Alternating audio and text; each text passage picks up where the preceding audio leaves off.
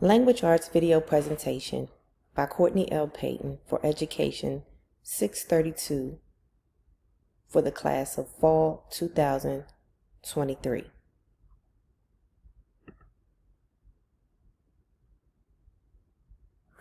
Good day, ladies and gentlemen. Thank you for joining me today as we explore the fascinating realm of visual representation of language, with a focus on the use of color to invoke meaning.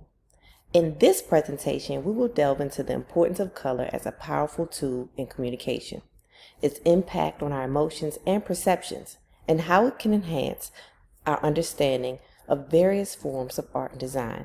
This is all focused for a third grade classroom. So let's delve right in. Our learning outcomes. Today we're going to talk about understanding the impact of color on communication. By the end of this video, viewers will have a clear understanding of the significant role that color plays in visual representation and language.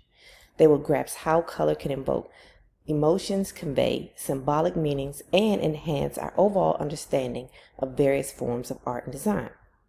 We'll also recognize the psychological effects of color. Viewers will gain insight into the field of color psychology and its influence on human behavior. They'll also learn how different colors can elicit emotion responses, influence perceptions, and shape our thoughts and actions. And finally, they will apply the color effectively in creative endeavors. Through this presentation, viewers will acquire practical knowledge on how to use color, the advantage of various creative contexts, and discover how to select the right color palette to convey intended messages, create visual harmony, and engage the audience effectively. The power of color. We'll be discussing the power of color, color psychology, color symbolism, color literature, color in art and design.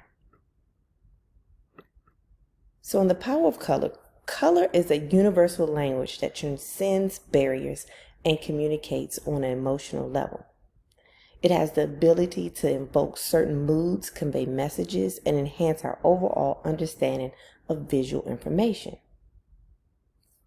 Whether it's in the realm of literature, graphic design, or in everyday life, color plays a crucial role in capturing attention and engaging our senses. Now, color psychology. The field of color psychology explores the relationship between colors and behavior. Different colors have the power to invoke different emotional responses and can influence our thoughts and actions. For example, warm colors like red and orange often are associated with energy, passion, excitement, while when we have cool colors like blue and green, it may make us feel calm, serenity, or trust. Color is also used in symbolism, meanings that can vary across cultures and contexts. For example, the color red is often associated with love or passion or danger in the Western culture, while in Eastern cultures it symbolizes luck or prosperity. In the early stages of learning, young children start exploring colors by recognizing them and associating them with familiar objects.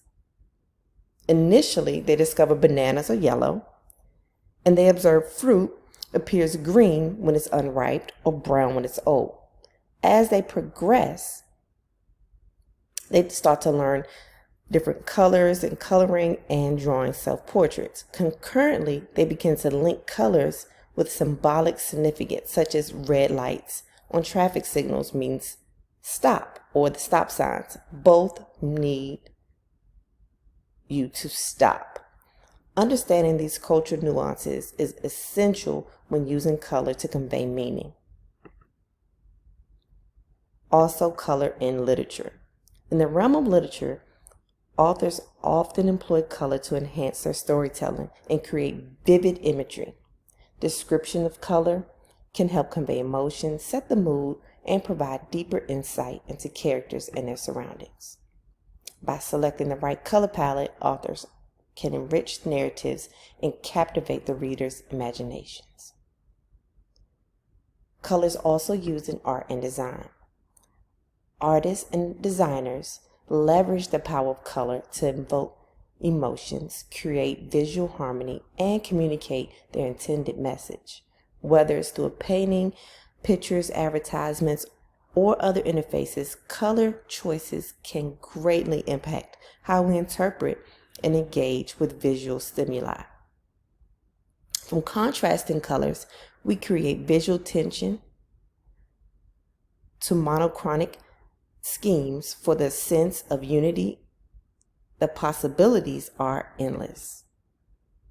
Now, in a third grade classroom, one activity that could be done in third grade is to do a color wall.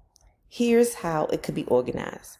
We would start off by selecting a book, prompting features in different colors in its illustrations. For example, The Day the Crayon Quit by Drew DeWalt. Introduce the concepts of color symbolism and the idea that colors can convey emotions and represent certain ideas. This could be done as a read aloud, stopping at each page that showcases a particular color. For each color, I would then discuss with the students what emotions or ideas are associated with that color and encourage them to think about how the color choices enhances the story or adds depth to the illustration. After reading, I would distribute small color cards to each student, representing different colors from the book. You could also let them create their own color cards using color construction paper. I then ask students to find the objects or images within the classroom that match the color card. For example, if a student has a red card, they might find a red book or a red pencil. Once they found their matching objects, I would have the students explain why they think that object represents the color and how it relates to an emotion or idea. Then encourage the class to discuss and ask each student to share their object and their reasoning behind its color representation. Finally, I would have students create their own illustrations or short stories using colors they explored during the activity. I'd encourage them to think about how the colors they chose can enhance the meaning and emotions conveyed in their work. I believe this activity allows students to actively engage with color symbolism in literature, encouraging them to think critically about how colors contribute to the overall meaning of a story. Now, this activity can also be differentiated in a multitude of ways. Here's a few. The reading levels could be varied. You could use visual supports, collaborative group work, multi-sensory approaches,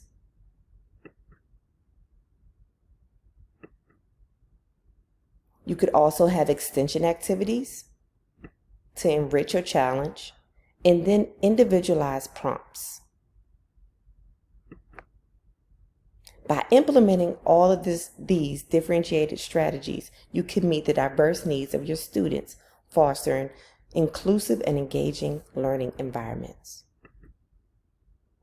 In conclusion, color is a vital element of visual representation in language.